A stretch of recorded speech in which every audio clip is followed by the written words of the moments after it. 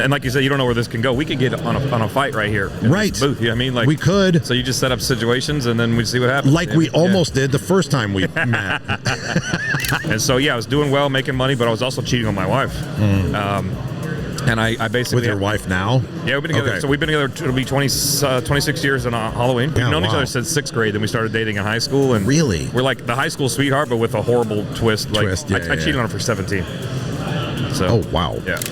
But the one that always gets me and that I'm kind of like really on a run with right now is the lack of empathy in the fucking world right now. And it drives me crazy. Whatever it is, there used to be a time where like we could have a conversation. Nope. That was the real fucking like huge epiphany that I had. It was like, there is no good or bad. There just is. Hey everybody, I'm Eric Obrempt and you're listening to Be Authentic or Get the Fuck Out. We talk about real shit, what's on our minds, and don't give a fuck if it makes you feel a little uncomfortable. So sit back, strap in, and get ready for some real shit. Hey everybody, welcome back to another episode of Be Authentic or Get the Fuck Out. I'm your host, Eric Obrempt. I am thrilled to announce our new sponsor, SMA Support Services. Huge shout out to them for supporting the mission of keeping it real and cutting through the noise and the bullshit. SMA Support Services doesn't just back our show. They're about leveling up business efficiency and making sure companies have the support that they need to thrive. So thank you, SMA Support Services, for making this episode possible. Let's get into it. Today we have a great fucking show. We have an amazing show. I'm super excited to see where this goes.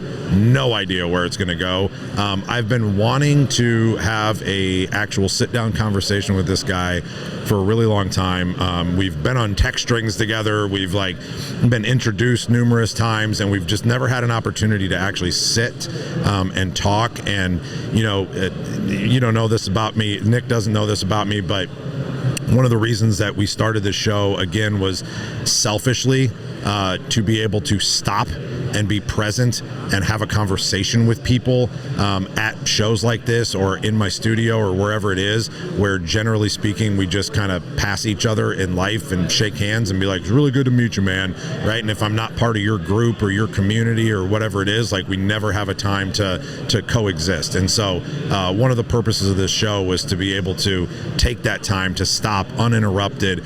People even like stop fucking waving and whatever when you're at a show, when you're actually like filming, so you can actually have a conversation. So I'm super excited to introduce my new guest and see where this goes. Nick Alfano, thanks for being here, man. Yeah, man, thanks for having me. Yeah. You definitely summed it up. We've been on a stage together, at a bunch of events together, on text threads together, and it's been that like kind of generic, hey, you need to meet my guy, you guys got some synergy, you guys need to hang out or you need to connect, and then we connect, but it's not, we communicate, we actually don't connect. We communicate. Yeah. That's funny that you say that. I just did an hour episode on connection because that's my new kind of, it's what I'm putting a lot into my book right now that I'm writing, is like, I didn't realize how much I was looking for connection in my life, and I went on a 4-day retreat with my coach, and he hypnotized me for 4 days trying to figure out what the fuck I really wanted.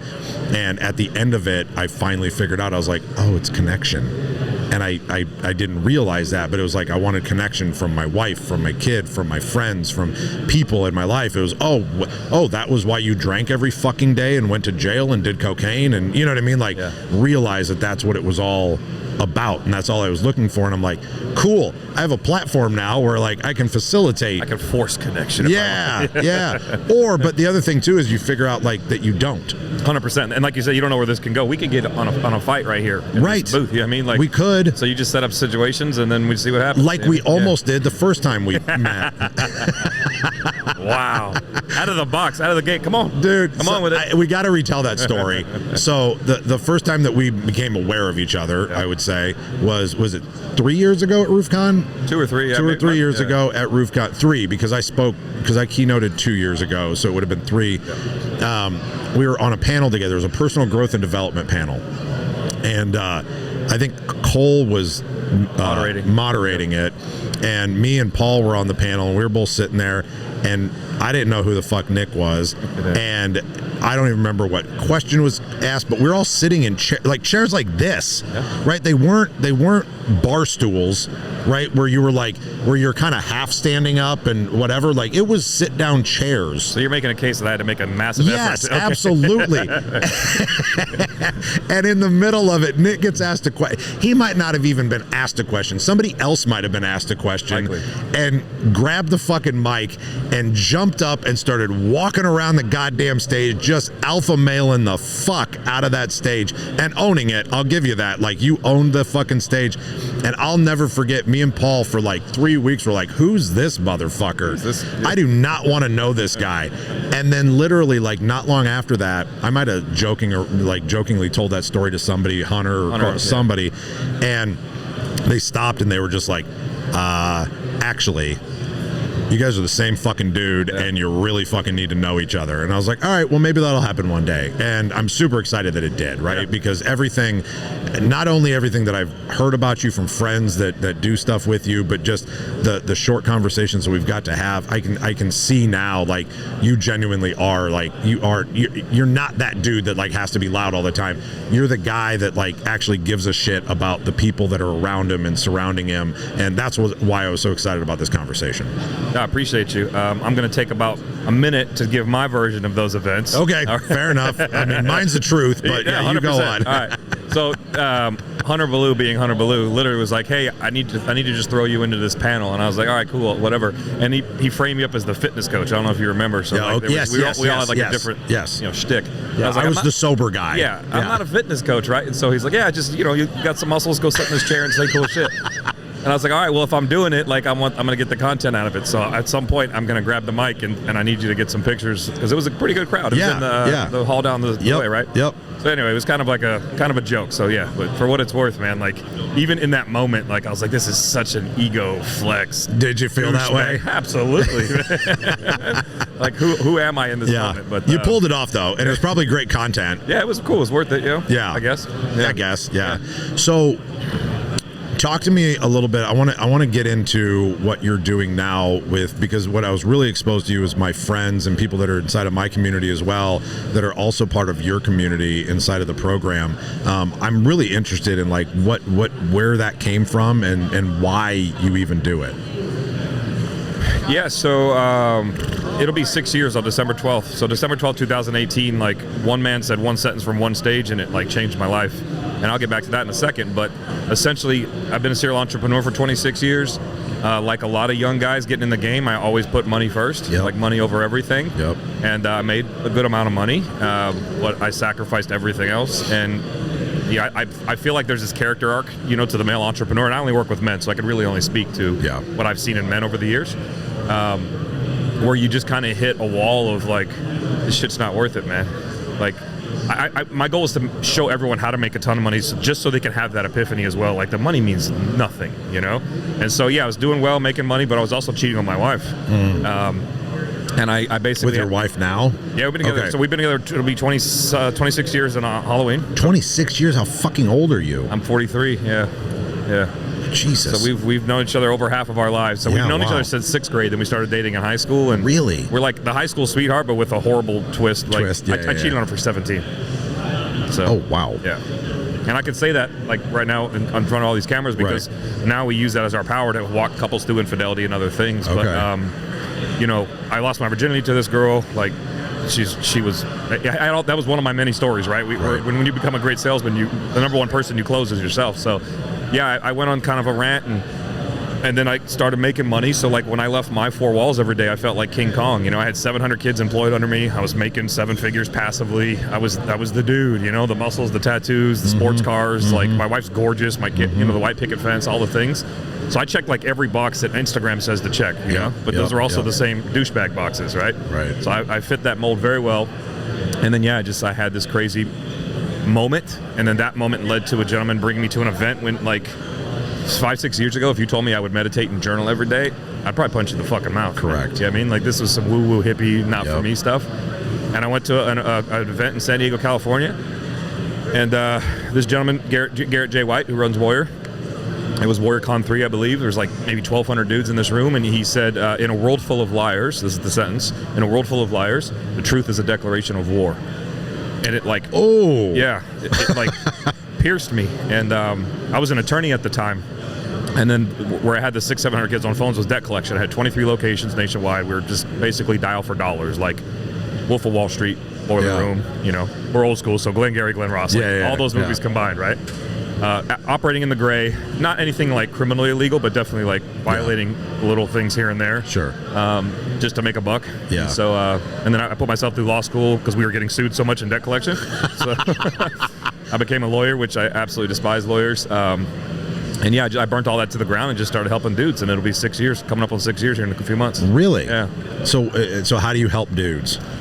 I'm a big neuroscience guy, so we basically help men get out of their own way. Okay. And we do that by showing you how to access your program, which is just another word for your subconscious. And what I've realized over the years, and I've personally now spent almost $500,000 in coaching, like you just said, you have a coach that just took you in the woods. I think what people don't understand, and I think this is a big one for anybody listening, anybody that you're looking up to, whether it's financially or how they are as a father, or if they're just genuinely like a real human being, and you're trying to aspire to be on their level, and just know they all have coaches. Yeah. Like you can't play this game without somebody helping you sidestep landmines, collapse time. So over the years, I started hiring like some pretty big names that you would recognize for sure. And I started asking myself, I didn't understand that concept, who, not how. And it's applied a lot of different ways depending on, right? But I started basically asking them different questions. And what a lot of people do is they'll ask, like when John Maxwell was there, Ed Mylett was there when we spoke together, right? And a lot of people will, like, they want their framework. Like, how did Ed Mylett make all that money? Right. How did he get there? Now, who the heck is Ed Mylett at his core? Like, who is this dude? Right. Who's John Maxwell at his core? Who's speaking today? Jesse Itzler, right? Yep. Who's Jesse Itzler as a human being? Right. So when I started asking who are these people, like, what's these common threads, these unique characteristics about the ultra successful, we'll call them the 1%. When you start asking yourself different questions, you get different answers. And so it just took me on this journey of trying to figure out who am I? Yeah. And the reality is, what I've learned in our program is about 80% businessman, 20% business plan, at least to start. And then I have some different levels where as you ascend, you got to obviously go heavier on the strategy. We've got some scaling and some exiting going on and stuff. It depends on where you're at in your journey. Yeah.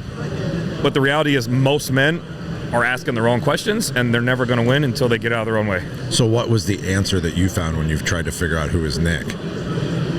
I don't know that I have a complete answer. Okay. Yeah. What is it now?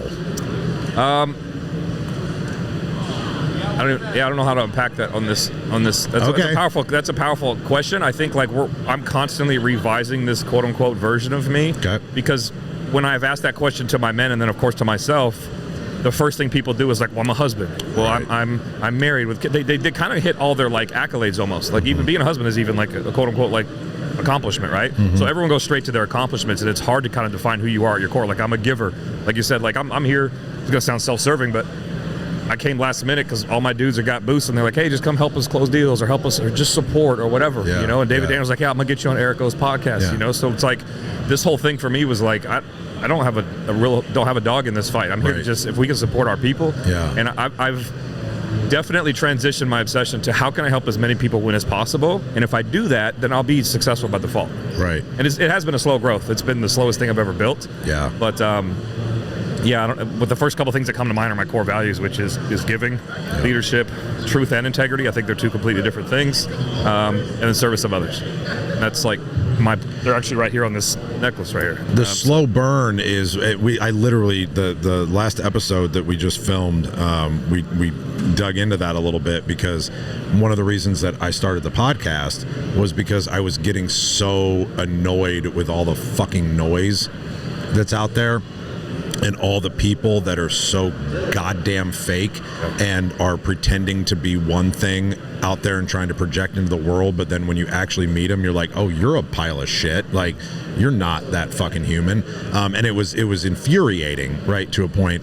And then we started talking about like that all it is money. Like we're focusing on the money so much, and we don't get this opportunity to build the thing that we really want, right? Whether it's the really amazing culture inside of our company and growing our people to be these humans that that they are supposed to be, but then we look and we see these people succeeding, right? That are living in the gray, that have the cars, that are not doing things the right way. And it's like, well, I'm doing things the right way. Why is that guy winning? Why the fuck is he winning, right? Yeah. And what we don't realize in that moment, in that time, is that it's a slow burn, right? Like if we believe in it and we stick to it and we're consistent with it, it's going to pay off. But in that moment, you're like, yeah, but I still need the fucking money. Yeah. I'm lacking the capacity to truly create because I'm barely paying my mortgage. Right. Like those are sentences that happen. And that's real. Like that's a real fucking struggle, right? Because somebody's going to look and be like, well, that's easy for you to say you made the fucking money. So now you get to make that switch, right? And be like, now I get to help people. And well, you get to help people because you made all the fucking money. And it's like, yeah, but... See, I don't even have that story. No, I burnt them both to the ground and went to zero, like $0. Oh, yeah. What does that mean? You burn them both to the ground? So the way I set up the collections model, I say I had 23 locations, and I called it. Sometimes I use the word franchise, but it was basically a business in a box. So these guys would pay me $300,000, and they'd give me $30,000 down, and then they would pay me 8% of their top line revenue every month until they paid off the $270,000. Okay. So there was always an end to it to a degree. When I became a lawyer, then they were paying me consulting fees. All that to say, when I had this crazy moral epiphany. I can tell you one of the hardest conversations I thought I would have, but it ended up being one of the best conversations, was going home to my wife and kids, and I thought I was taking the superhero cape off, because I basically told them, like, the way Dad is currently earning is no longer an option because of this one experience, right? Mm-hmm. And I wrote this thing called the Truth Agreement. I actually wrote it on December 12th, 2018. That's why I'm obsessed with that date. And I showed him this agreement. I was like, I've committed to never telling a lie ever again. And as a result, I had to back up and look at the way I was earning. So when I say I burned the boats, like I just burnt the collections business to the ground. Here's what I did. I got 23 guys in a room at my law firm, because it's kind of my de facto corporate office for collections. And I basically said, the only way we can still ride together is if you operate this way, completely above board. And I know and they know it's going to take their revenue from like $150,000, $200,000 a month to like $30,000 a month. Like overnight, you know? And so, point being, of the 23 guys, 18, 19 of them use it as an opportunity to get out from under my thumb. So they just stopped paying me. They kind of ran the cost-benefit analysis of Nick's not going to chase us. He's on this moral high cloud now. Right. Like, he's not doing it. And they were right. And then the few that paid me, we came up with an exit, which was basically how I moved from California to Nashville. I called it my bridge to Nashville. I basically said, hey, look, let's just settle out for pennies on the dollar what's left on your $270 contract. I'm just trying to get my family out of this shitty state called California. Yeah. And we moved to Nashville, and I had no job, nothing. My law stuff didn't transfer to Nashville, even if I wanted it to. So, like, really? Yeah. So I'm not a lawyer anymore. I'm not a debt collector, and I started building the program. And so that was literally the transition. It was that to this. Yeah. Yeah, with $0.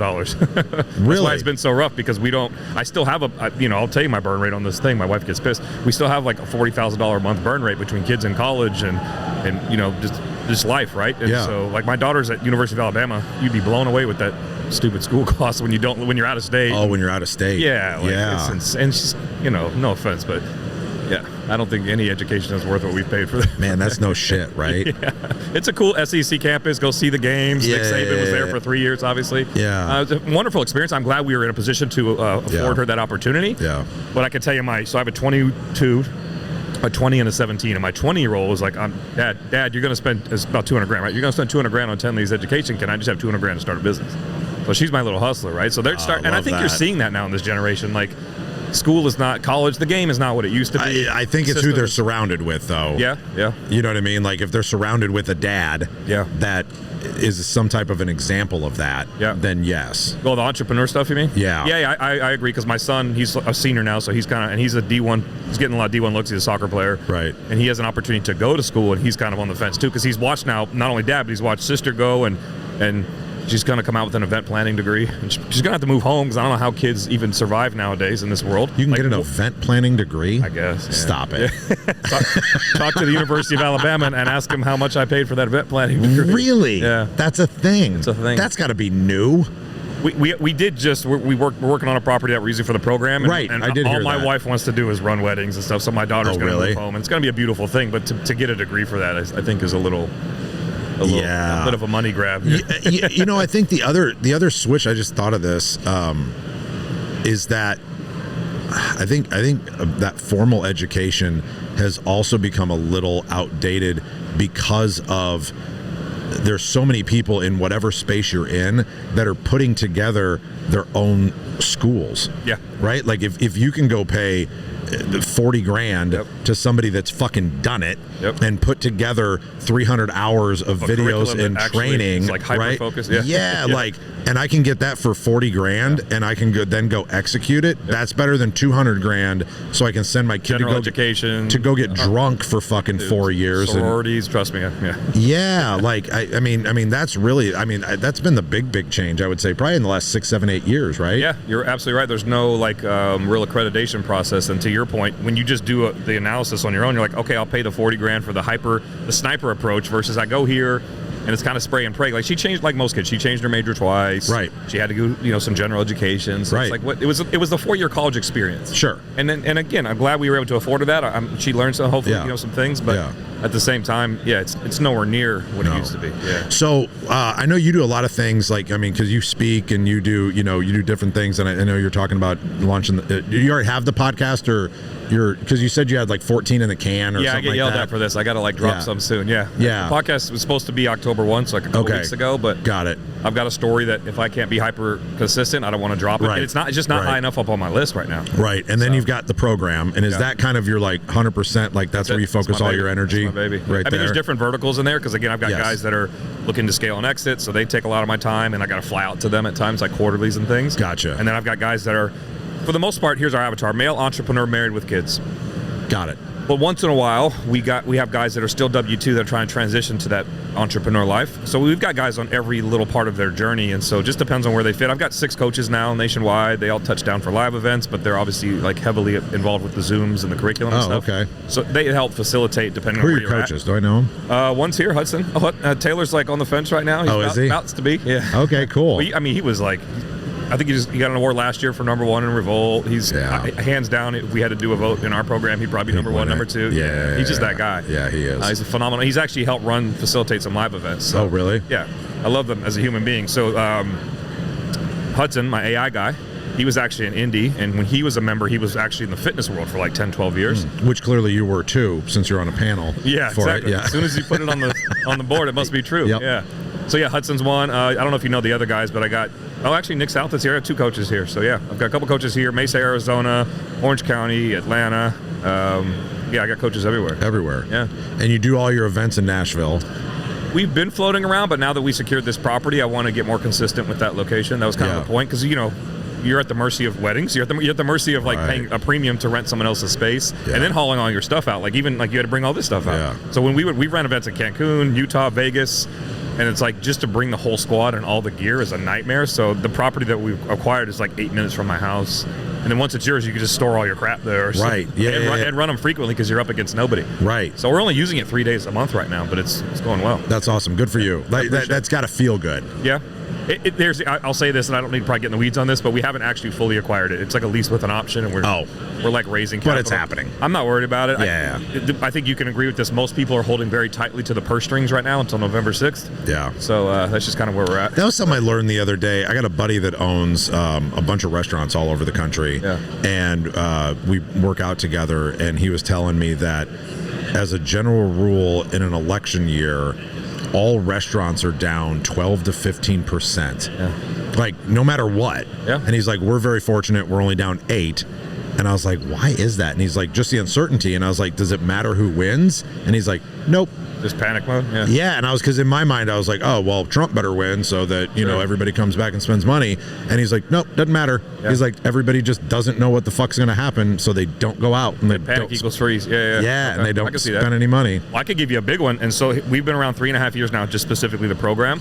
We've never marketed up until about a month and a half ago, 2 months ago. We just didn't have the budget. The reality is I didn't really want to do it. Yep. And then I learned the holidays are the worst time to start marketing, but also election years are hands down the worst time, because even Meta and all these guys that are all playing the game with the people running, they throttle even the paid ads. They push the political crap because they want to polarize, they have an agenda, or they're getting paid heavily on the backside, right? So you'll actually notice your ad spend, your ROAS, like your dollar just doesn't go as far right now with a paid ad strategy. However, a lot of people will either pause or just cut their ads off completely right now because it's not showing an ROI. But the guys that stick with it, you kind of can push through that algorithm, and then when they turn back on and the election's over, you'll kind of rise to the top in terms of how the algorithm works. So for anybody marketing right now, oh really? Yeah, and I was like, okay, is this a ploy from my marketer? He's like, double down. It's gonna be that fucking guy. This guy, yeah. But I did a decent amount of research on it, so I'm pretty sure I'm accurate there. I'd love to hear some feedback from some marketing guys. But yeah, like traditionally, election years are very tough. Over the last 2 elections, particularly because social media is so involved in the game now. Yeah. And they will throttle your paid ad. You'll just watch the performance drop. So it's the closer we get. So that's something. So it's interesting you brought that up because it's something I talk about a lot. I don't know, you weren't here when so my keynote in the book that I'm writing right now is about how we're building cultures inside of our companies and our families and our lives and everything. And I base it off of this team method that I came up with, which was instilling trust, empathy, authenticity, and meaning inside of your people, blah, blah, blah, right? But the one that always gets me and that I'm kind of like really on a run with right now is the lack of empathy in the fucking world right now. And it drives me crazy. And it drives me crazy on that macro scale as well, not just the micro scale of having conversations with people, but on the macro scale of whether it's politics, religion, whatever it is. There used to be a time where like we could have a conversation and disagree, but still have a still want conversation. You to win. I still want you to be and understand that people are. That most people, there's a lot of pieces of shit, but most people, I want to assume, are actually coming from a good place, right? Might be misguided, might be misfounded, whatever it is, might not have all the information, right? But probably are coming from a good place. And if I can actually open my mind to the fact that they are, then maybe I can listen to what they have to say. And the example that I used literally on this last interview was as polarizing as COVID was, right? And I am the anti-mask, fuck you, don't tell me what to fucking do guy, right? I know that a lot of the people, the normal people, not the media and the fucking all that, but the normal people that were out there, you know, like diligently wearing masks and like, you know, doing the thing that everybody was telling them to do, I think they were actually doing it because they thought they were doing the right thing, and they thought that they were like probably saving your fucking life, right? Like, as misguided as that is, and I think it's fucking crazy, they're coming from a good place. So let's have a conversation about it. Let's talk about it. And that just doesn't happen anymore. Why do you think that is? I mean, I know why I think I it 100% attribute it to mass media and fake news. I mean, we could go put our tinfoil hats on and go all the way to like you want to take over a country, you know, divide it first, get it to fight amongst itself, right? Yes. So I mean, that book written about it. Yeah, you're watching the cyclical nature of who wrote that? Who wrote that? That was I don't remember. Some like big fucking like not a Vonnegut, but like somebody like that like wrote that book of like, oh no, it was fucking Hitler. It's not in Mein Kampf. Could be wrong on that. By the way, I don't like support Hitler. But, you did. But you were very clear of like what was in that book and what wasn't. Well, like, okay, here's the thing. For all his insanity, he had a genius IQ. He had a mind, like you said. You know, I'm not going to sit here and support anything, of course. But there was a playbook. That said exactly what you just said. Yeah, it's happening. It's like whether you want to call it Russia or China, it's 100% happening. And if you don't see it, you know, again, we don't have to go tinfoil hats on this episode, but the reality is, like, to your point, like my wife actually sent me a long text thread. She got in like a war with my mom, right? Oh, Christ. Yeah, because she posted for the first time a political post. Like, she posted a pro-Trump post. So my wife is like... Your wife did? Yeah, she's very red, very pro-Trump, but she doesn't like to really scream it too loud. But we're kind of at a point right now, I think, as a nation where you got to kind of pick a side. And the fact that I'm even saying that and we're nodding our heads is like disgusting, because it's like they've convinced us as the masses. Yes. Like, here we go, pick a side. It's game time, right? Yep. And so that where I'm going with this is that's 100% a result of, you know, what I do for a living, which, again, I try to show people that you're constantly being programmed, and right now this nation is being programmed to pick a side and defend it vehemently, to the point where, like, because the people that, to your point, are advocating so blue, and we may not agree, they're not horrible human beings. Like you said, they're misinformed. When we even say misinformed, we think they're misinformed. Exactly. I have to constantly remind people that like the algorithm is designed to not only show you all the shit that, like, confirmation bias that keeps you really stuck to your beliefs. But if they show you anything from the other side, it's only going to be things that make you want to push further away from them. Right. And then round and round we go, and I could show you at a cellular level, biologically, how they're doing this to your brain, and you will pick up a weapon at some point and fight for that side, and that's where we're headed. Well, they won't. Yeah, correct. They'll pick up like a picket sign and dye their hair blue and scream real fucking loud. We'll pick up a weapon and we'll defend ourselves. It's got to be a crazy. I'm like, it's funny because everyone keeps saying November 6th, but the reality is we won't even have the results of this quote election for quite a while. No. Neither of the parties have written a concession speech. Like, you know what I mean? No one's going to concede to whatever the result may or may not be. Which is also fucking insane. Yeah. Right? Yeah. And that is one thing that, like, as red as I am, same. I'm not okay with that has become the thing now, and that really, like, yeah, it happened before, but like Trump really drug that motherfucker out a little too goddamn long. Well, I can tell you right now, I wouldn't even call Trump a Republican. No.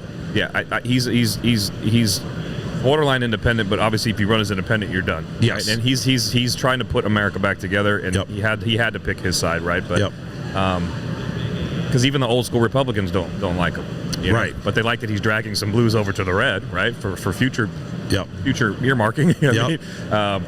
But yeah, it's part of the 50 acres we purchased. It's funny. So we fight human trafficking like religiously. That's our organization. Okay. And so we have a gentleman named Matt Murphy. He runs the Sentinel Foundation, which is like the second largest anti-trafficking organization behind OUR, which everybody's familiar with. Yep. And he's been a part of the 50 acres that we're picking up, and he's literally like, a lot of guys are looking at it like a bug out, like like how do we, David Daniel just purchased a giant chest, but like a. Yeah, I don't want to get too much into details, but like it's funny because people are looking at my property. Yeah, we're changing lives on it, but they're also looking at a place to like just get to hide. Yeah, 100%. Just the fact that those conversations are happening, man, is it's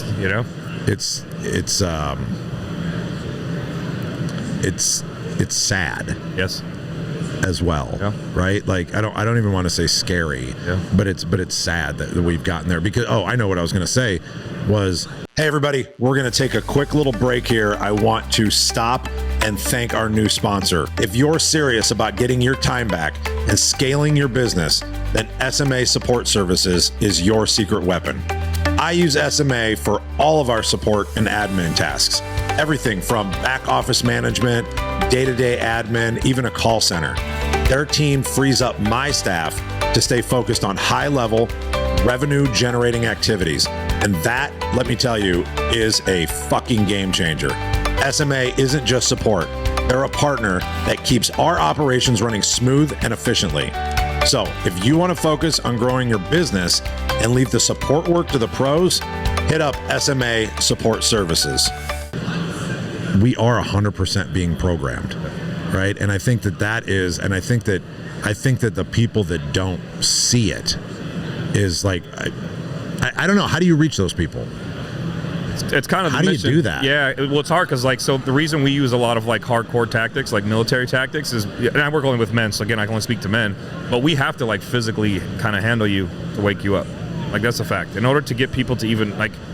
Our events are, we basically, it's called exposing the truth. It's a Latin term that we use to basically get guys to see the truth of their own programming. Okay. So our whole game is really simple. It's basically pattern recognition, pattern interrupt, and then new pattern creation, aka program recognition, program interrupt, and then create a new program that actually allows you to get out of your own way and build the life that you want. And the way we create the interrupt, because it's really just, step one is awareness, pattern recognition. So once you become hyper aware of all the shit, the lines of code in your head that are not serving you, that are creating these self-sabotaging loops that are stopping you from winning in any way, shape, or form, then we have to like stop them from continuing to happen, and then we have to create new ones to kind of override them. For us, by the way, like so, and I think that's why we're kind of struggling with marketing. Like our whole concept is faith, family, fitness, and finance. Like one of the things I hang my hat on is I was kind of the one-dimensional douchebag. Like I had finance kind of licked, but I wasn't spiritually connected. I wasn't the best husband or father. Fitness, you could say I had figured out because I did the steroid bodybuilding shit, but I didn't because I looked aesthetically okay. But if they popped the hood, I didn't. You weren't healthy. Exactly. Yeah. Like my biological, like I'm 43 now. I just did my bio age. It's 38. So cool. And I'm really happy about that because I feel like it was probably the other way. I probably took some years off my life. I did growth hormone. I did everything under the sun. I used to, the competitive bodybuilder world. So where I'm going with this is basically like we are like really obsessed with building this four-dimensional man instead of like everyone out there that's chasing money is losing, or they, even if you chase money and you have a small win or a quick win, it's easy come, easy go, because to me, money's just a magnifier. It just magnifies who you already are. And if you're a shithead with money, you're just going to be a bigger shithead making bigger shithead decisions. Yeah. So it's what's the order? It's faith. Faith first, family, fitness, then finance. Yeah. Got it. In that order. So let me ask you this, because I have a lot of interesting faith conversations with people. Okay. Because I found my spirituality by getting sober and going to AA. Nice. Right? I have been my whole life extremely anti-religious, right? Extremely. Don't like the organization of it. Don't like the fact that there's literally fucking wars fought over who's fucking right?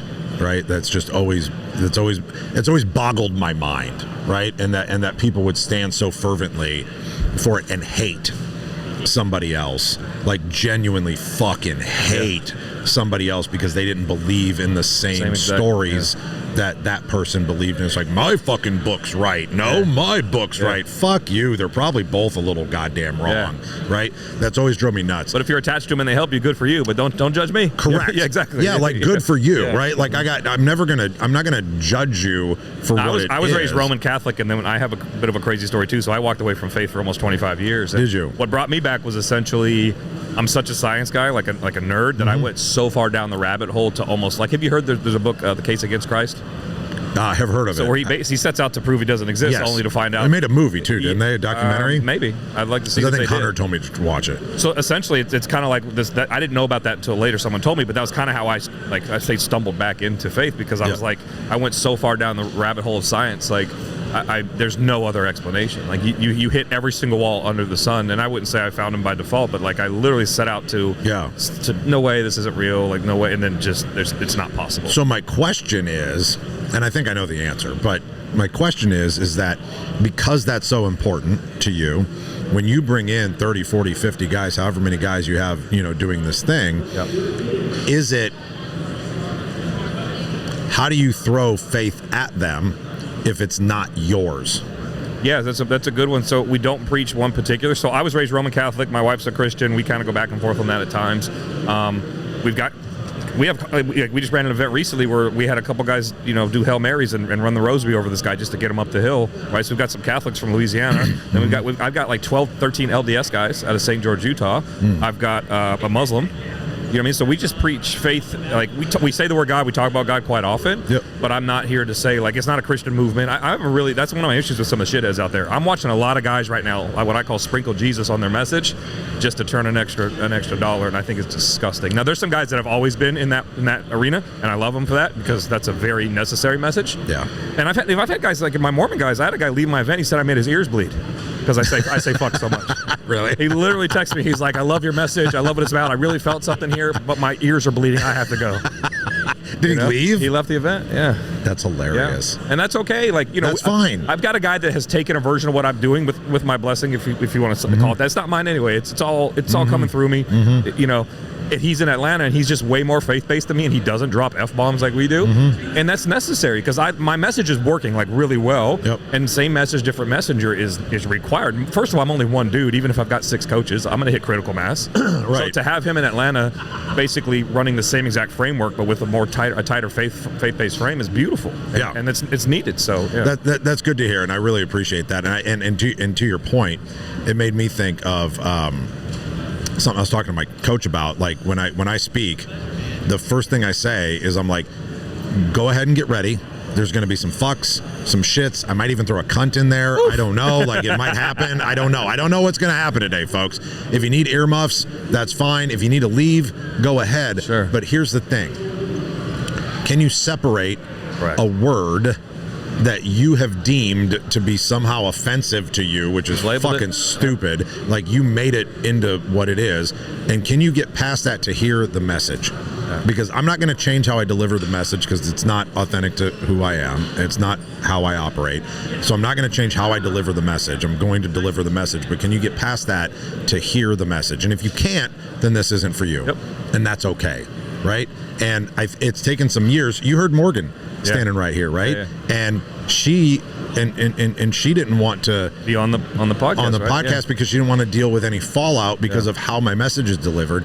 How fucking close-minded are the people that would judge her for being somewhere that how could it be associated with him? Is essentially like, all I do is try and do good. I make $0 fucking dollars.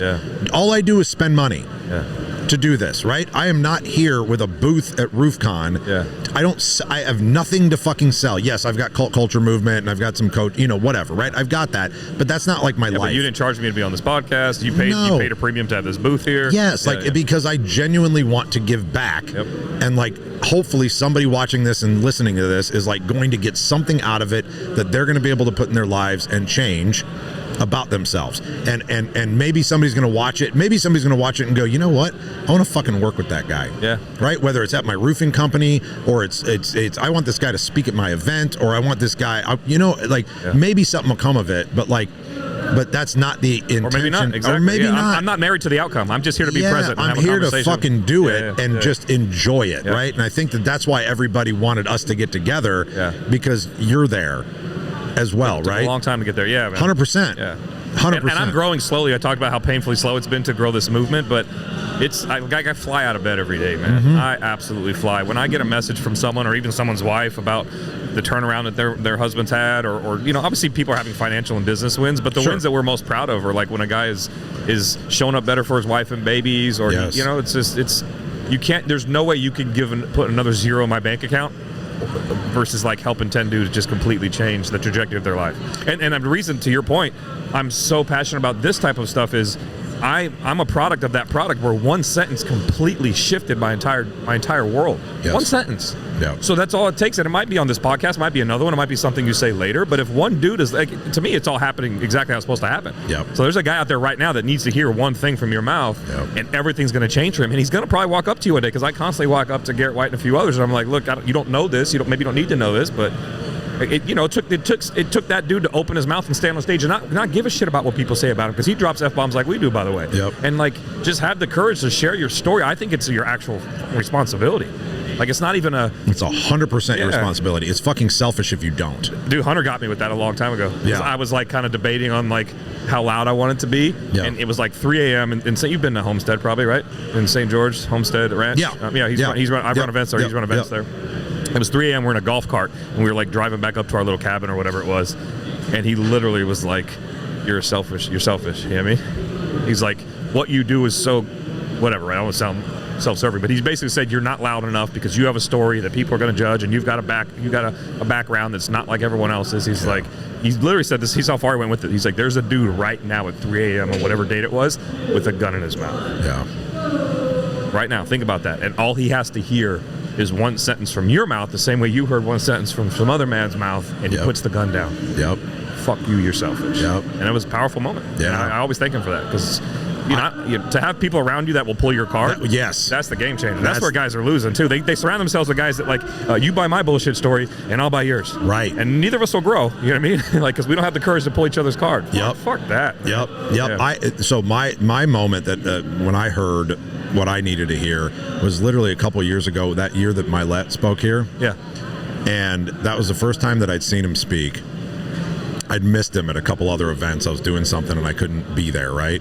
And I didn't know who the fuck he was. Like, I'm not the guy that follows a bunch of people, and like, I just don't. Like, it just, there's people that I really admire and I, watch and whatever, but like, and he told his story, and with my story of recovery and alcoholism and all that, and he told his story about his dad. And I was sitting in that crowd, and like, I was fucking bawling. I mean, bawling. And when he told the other part of that story, though, of what his definition of like heaven and hell was, right? I don't recall that part. I mean, it was hell is you chasing the wrong thing. No, the version of you, like, if you show up, if there's really and that version of you shows up and is like, that's not what you were supposed to be. Right. You didn't get there. Right. And the version of heaven is like, you showed up and it was like, you did it. Like, you showed up as exactly who you were supposed to be, and like, you helped these people, whatever. And I made it into my own thing, right? 100%. But like, it changed my my outlook on everything. It changed why I was doing why I was doing this. And I had a meeting with my coach the other day because I'm writing this book, and it's called Shut the Fuck Up and Listen. Nice. Right? And it's all about like nobody just listens anymore. No, everybody has to be the smartest guy in the room. Everybody's got to talk. What can I say? I'm not listening. And the people that are in a room that are just being quiet and just kind of sitting back and listening are usually the smartest people in the fucking room because they're absorbing, right? And he asked me, he goes, you release this book. What would be the win that you would know that it's successful, right? And I was like, I don't fucking, and I go default, and it's like, oh, if I help one person, or you know what I mean, like, the stock fucking answer, right? And he's like, fuck you. He's like, that's not the fucking answer. He's like, he's like, I want to know the real thing. Like, I don't care if it's materialistic or it's whatever. Like, what? Like, if how do you describe a win? If somebody saw it or whatever, and I was like, you know what? If I write this book, when the book gets released, if somehow it ends up in that man's hands and he reads it and goes, that's fucking good, that could help somebody, and say invites me on his show to be able to share that message with other people, right? That would be the win. Right? When I said it, though, I felt gross as fuck. Yeah, because it almost feels self-serving. Dude, it felt so fucking gross, right? I still struggle with that. Like a ton. Because like I want to speak more. I want to be on more stages. Is that selfish? And I'm like, ooh, am I doing this for me or am I doing this for everybody else? Who's talking right now? Is this ego? Yeah. Yep. Yeah. And as I do this show, people ask me this question once in a while, but like I have to stop myself probably every month or two, and I have to stop and I have to look in the mirror, and like I have to genuinely ask myself, like, okay, why are you doing this? Why are you doing this? Are you very similar? Are you doing this for you? Because you're starting to get attention. Yeah. You're starting to get attention, and that's why we're not growing. People fucking like you, and like, is that why you're doing it? To get more attention? So when you ask that, is it a journal exercise? Do you talk in the mirror? Like, it's more of a talk in the mirror. I need to start journaling it more. I'm really fucking bad at journaling. Like I need to do it more. It's more of a talking to myself. It's kind of like my meditation time when I do it. It's a talk track that you run. Right? Yeah, and I have to readjust my lens. Yeah. Often to make sure that I'm not doing it for me, and that I'm doing it so that. But have you ever hovered above yourself and asked yourself why that story keeps coming up? Not. You're processing the data from a place of like first person. Yeah. I'm starting to get attention. Am I doing this because I'm getting the attention, or am I doing it because I'm purely trying to help people win and connect, right? Yeah. But what if you ask yourself, why do I keep asking so it's the next step above. We call it becoming the observer. Is it possible to hover above yourself and say, why does this feeling keep coming up that every 90 days, 60 days, I have to check myself and ask myself why I'm doing this? Because there's another story there. Because I tell everybody that I don't care what other people think, but deep down I really do. We all do, to some degree. Right. Yeah. But I think I struggle with that. I struggle with that sometimes because I do still get fucking angry and irritated when somebody makes some shitty comment on something, right? Like I posted a picture last night with my team here, right? And my brand is kind of the joke of like, we all fucking flip off the camera, right? And I always get some fucking twat that's like tasteless. And like they throw something out, and all I want to do is go, fuck you, you cocksucker, and like I just want to go on fire. What's your go-to sentence in your head when you see that though? Is it that? Is it triggered? Like your go-to emotion is somewhat triggered, right? I get triggered. Whether it manifests physical or not, you get triggered. Yep. Okay, I get triggered with a fuck you. Why are you judging me? You fucking prick. You have no idea who I am. But then what's the follow-up? Because you don't always act, so then you must. I don't ever act. But how are you calming that trigger down? Because the trigger is there. Oh, I mean, like, what do I physically do? I go breathe. I go breathe. Like, it's all about breathing for me. I have to go sit and like do some breathing to like lower my heart rate, and then as soon as my heart rate's lowered, like I get back and I'm like, so like this morning it happened. I went and got in the shower, I breathed, and then I started going through the thought process of he has no idea, he's projecting. So I'll give you the two frameworks that help me with that. Because the more we do get loud, we do get hate, right? Like I've got a couple ads running right now, and I haven't dropped mine, but I've been on almost 100 something podcasts, right? So people talk. step one is it's a projection. Like that guy's dealing with something else. You know what I mean? And then my other one is like his level of consciousness is just not where. And it sounds a little like hierarchy, but like we're not the same thing. Yeah, like I'm just on a different part of my journey, brother. I hope you win. But like that's you know what I mean? So like those two frames have helped me tremendously. Like in the moment, split second. Yeah. Like it's all good, man. And I hope you still win. I love you, brother, because you might not think that way in 2 months or 6 months. Or once you come hang out with me, you might still agree I say fuck too much, but I promise you, like your snapshot judgment of me is couldn't be more off base. The other thing that I go to now is, do you know Becca Switzer? So I did an interview with Becca Switzer. We went 2.5 hours. Nice. And she talked about her whole journey. She went to Peru and did the 7-day ayahuasca trip and all that. And I'm like, fuck, I want to go do that now. Yeah. Like, I really want to fucking go do that. And she introduced me to this book called Conversations with God, Volume 1. Have you read this? No.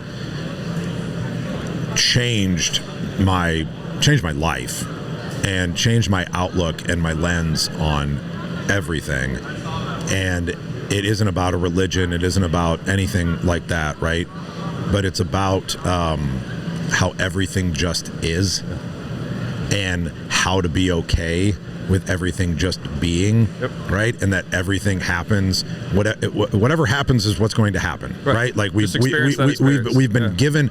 been given this world, right? We've been given this world. There's not a puppet master fucking telling people what to do and how to do it, and there is no good or bad. That was the real fucking like huge epiphany that I had. It was like there is no good or bad. There just is, right? And it's how you perceive it, and then what you end up doing with that information. It's our attachment to these stories. It's our attachment to the identity of good and bad that is causing all the internal turmoil, and then of course external turmoil, and all the shit that then goes on in the outside world and in the social. What if it just is? Yeah, I had a really powerful guy named Shane Scott. You may have, if you ever go to Homestead, you may have met him, but he's a coach of mine for a while, and he's spoken at a few of my events, and he has this concept that I used to laugh at him for. I thought it was so, we would actually joke with him when we saw him. We were like, experience my experience, experience my experience. And that's his go-to saying, and that one sentence, I've got a couple that I have mantras that I chant, but like, experience pain, experience anguish, experience bad. Like, what is it? It's whatever you want. It's whatever you want to experience. And so it's very woo. I'm sure some people are listening to this now. They're like, oh, okay, guys, that's. But you got to get there. The book you're talking about, I haven't read, but it reminds me of another. We'll just throw out another book for kicks for your audience. David Hawkins, Letting Go. I don't think I've read that. Super powerful one as well. But it's these concepts around like. Again, it's our stories and our attachment to these things that we instantly throw a label on. Like, for example, like there could be a car accident right here, and if there's 4 people at a 4-way stop, right? There's a car accident, and there's 4 people on either side of that accident. They're all going to have a different version of what happened in that accident. Right. And the reality is when you learn that all of their truths are, in fact, true enough that they're going to stick to them to the death of them, like what happens when you can adopt a different truth? Right. And then you realize that the story that you're attached to is actually not serving you. It's causing a visceral reaction that's not fun. Why would you marry yourself to one of the 4 truths? And when you realize that that's exactly how the world works, and you can actually hover above it, become the observer, choose which story you want to attach to that thing that happened, that experience, and then change the way you walk through this world. It's that old. So I always bring up the. Have you heard that Chinese proverb, fable story or whatever about the farmer back in like I don't know whatever century? So there was a Chinese farmer or whatever, and he's got a son, and they're doing their farming shit, whatever, right? And that's the only way they make money. It's the only way they make ends meet. And the son breaks his leg. And the son breaks his leg, and all of a sudden they can't harvest, they can't do the things that they have to do, and they're going to lose everything, and they're like not going to have any money. And all the townsfolk come up and they're like, oh my God, that's so horrible, like your son can't work and you guys are going to be broke and blah blah blah. And he looked at him and he goes, maybe.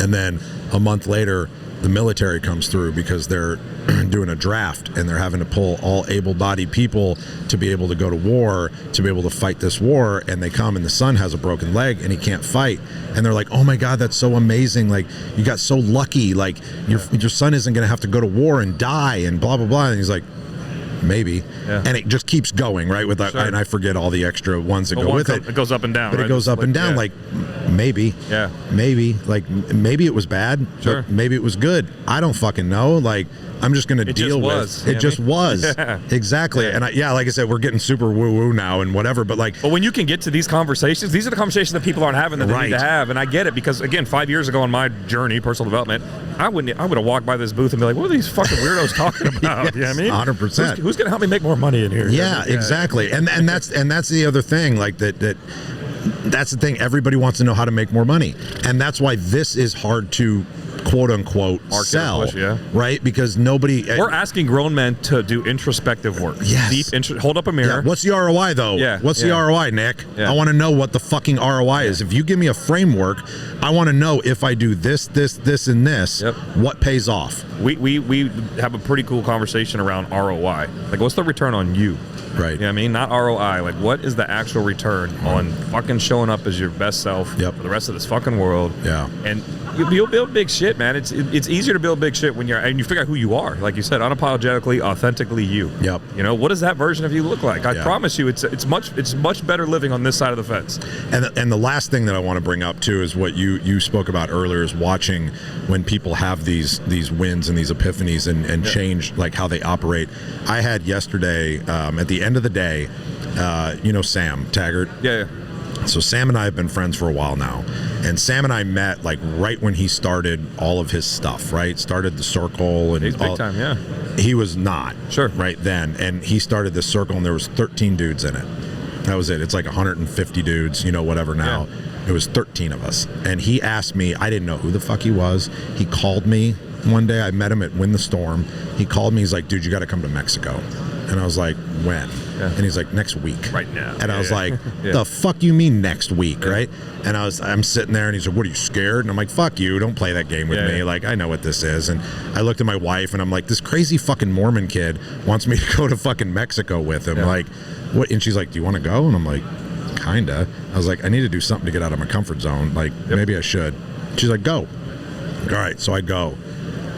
And that event was like the catalyst of everything that has happened since in my life, because I got outside of my comfort zone. I sat in the jungle for 12 hours and I couldn't speak and I couldn't talk and I couldn't have a phone, and I had to be introspective for like that long period of time, and I had to do all of these things that like I was not okay with doing. And since then, like I've done this, I've wrote a couple of books, I've done all these things that they're just things, right? Sure. Like it's not, it just is. But him sitting here, and we got to do another interview. We did one like 3 years ago when I got him to come on a company trip with me. But we sat here and we were telling all these stories and like reminiscing about all this shit that we've been through, and whether it's together or separate on our journeys.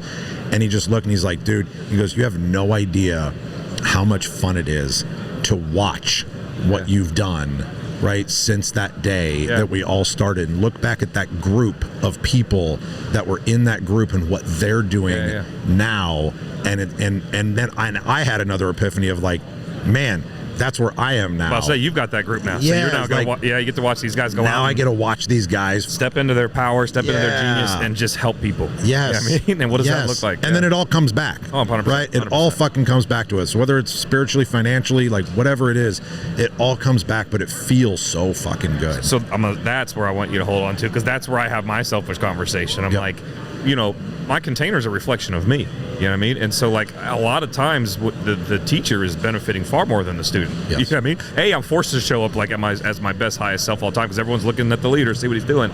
But like the things that I learn, I'll host a group call or one-on-ones or a live event, and I'm getting more out of it, like energetically, I feel, than they are sometimes. And then I'm like, this is the most. But what best way to be selfish, right? Than to be selfless, Right. So like it's been a cool ride, but I still have to process that. Isn't it interesting too? Like you get on a one-on-one call with somebody and you're trying to help them work through something, and you're like, I didn't think of that. Like, that's a fucking great idea that I just came up. I'm gonna fucking use that too. I've said it to a member, maybe a plus. I'm like, I'm saying this because I'm actually talking to myself, right? Like, I'm like, why aren't you doing this yourself? Or like to your point, I must be in flow state right now because whatever's coming out is awesome. Is awesome. Yeah, and I need to actually do it. I do that all the time. I fucking love that, and so I want to make sure that I continue this journey, and to do that though, here's what I know is that I have to continuously surround myself with people like you, right? Same. And people that we have consciously went out and been like, I need to know these humans better. And like for people watching, like, I don't give a fuck what group it is, what program it is. I don't care if it's mine. I don't care if it's Nick's. I don't care if it's Sam or if it's Hunter's, if it's Revolt, if whatever it is. And it doesn't have to be one, right? Like you need to put yourself in these positions that you're not necessarily comfortable with to get outside of yourself and let somebody lead you down this path so that you can open your mind to the things that you didn't even know were there, right? You have to surround yourself with humans that are going to make you better. And the old, now, you know, like we've all heard this a million times, but like, if you're the smartest guy in the room, get the fuck out of the room. Wrong fucking room. Right? And I did that just recently because I'll kind of close with this, but like I did this recently, and I'm sure you've had to do it as well. I got so comfortable in my bubble, and everywhere I showed up, everybody knew who I was. Yeah, you were the man. Right? Yeah. Like I show up here, and like my guys here that work for me, like this is my team here, right? And they show up and they're like, Jesus fucking Christ, like everybody fucking knows who you are here. And I'm like, yeah, I know. And I got really comfortable with that. And I was like, I need to change that. I need to go do something. But that level of awareness is what people are lacking. Yes, 100%. And I ended up going to New York. I went to an event with Steve Sims, and like it opened my mind to this whole new world. And I'm like, I'm going to hire this guy to be my speaker coach. I'm going to do all these things. But I walked into that room, and nobody gave a fuck who I was. How did it feel? So, in the beginning, it was I felt like I transported in time 10 years ago. Did you feel at any moment the need to prove yourself? Because I've been there several times. So I've been in a group where I'm the big swinging D over here, and then I get here and I'm like, wait, you guys don't have no clue who I am. Get the fuck out of here. Let me run my mouth. You know what I mean? And in the moment, like while I'm doing it, I'm like, holy shit, I'm that guy. What am I doing? But it's like I revert back to old Nick, and I'm like, why am I flexing right now? So I reverted back. I do the opposite though. I don't flex in the beginning.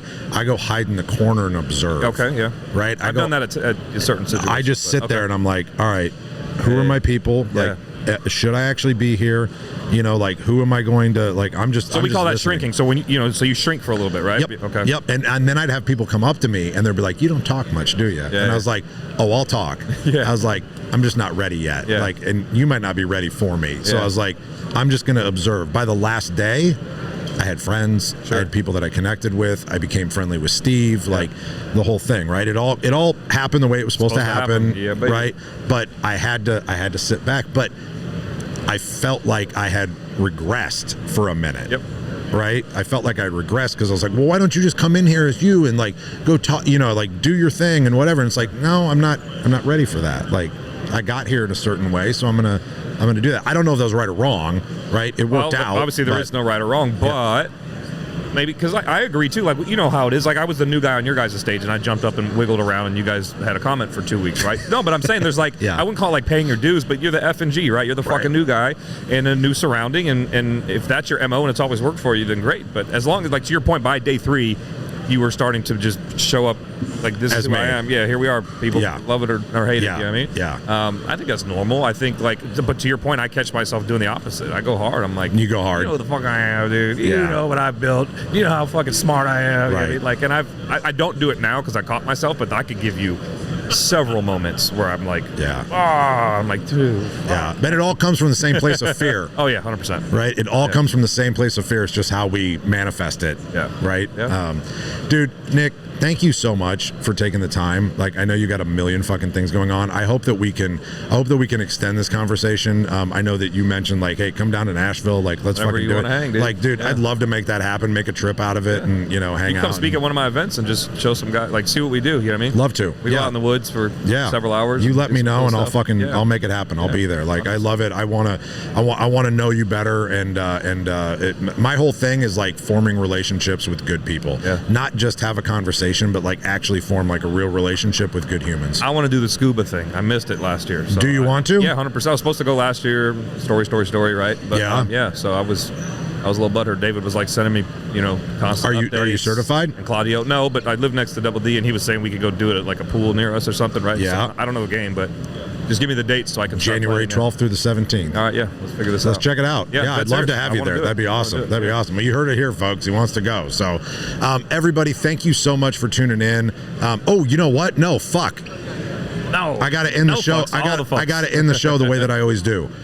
I end this show every time by giving the floor back to the guest, because sometimes we touch on something and I don't expand on it enough, or a guest shows up and wants to make sure that they are able to tell some story, or make sure that they leave with something. I want to make sure that you have the opportunity to give everybody, or me, or whoever, the last word. So it's always yours. Okay. No, I appreciate that. I respect that. Maybe I'll take some pointers for my podcast.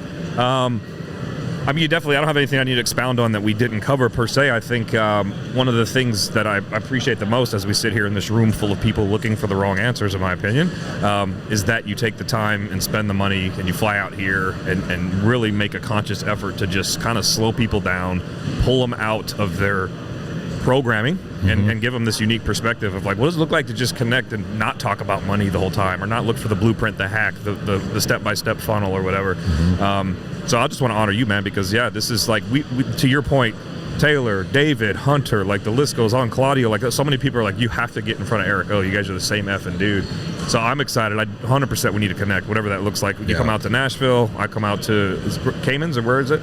The dive is in Cayman. Yeah. So I mean, we can do all of those things. Yeah. So I mean, So anyway, I just want to honor you, because there's not enough of this shit going on. Yeah. There's a lot of fake shitheads out there that are somehow maybe trying this angle, but then there's an agenda on the backside, and that's never been your thing. And I love that about you, because there's just not enough of them. You know what I mean? So I appreciate you, Nick. Thank you very much. Thank you, everybody, for tuning in. If you got something out of this, share it, do all the fucking things, whatever. All of them. All of the things. Check out cultureprogram.com. If you're looking for an accountability group, surround yourself with amazing people. Check that out. Reach out to me, whatever. The program, check out Nick and his deal, like amazing. I'll probably just shut mine down and fucking go hang out with Nick. Who knows? But figure out a way to surround yourself with better people. Don't live in your own little bubble. Don't live in your own little world. Figure out how to get better. Because if you're not, you're just dying. You're just existing, and that is just sad as shit. So thanks again for tuning in. Tune in next week, and remember, everybody, to be authentic or get the fuck out. The fuck out of here. Authentic. Get the fuck out if you can't be authentic. Get the fuck out if you can't be authentic. Yeah. Swipes.